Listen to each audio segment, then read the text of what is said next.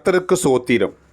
இன்றைய வேத வசனம் 68 சங்கீதம் 9 தேவனே, சம்பூர்ண மழையை பெய்ய பண்ணினீர், இளைத்து போன உமது சுதந்திரத்தை திடப்படுத்தினீர். ஆமென். 68 சங்கீதம் 9 தேவனே, சம்பூர்ண மழையை பெய்ய பண்ணினீர், இளைத்து போன உமது சுதந்திரத்தை திடப்படுத்தினீர். ஆமென்.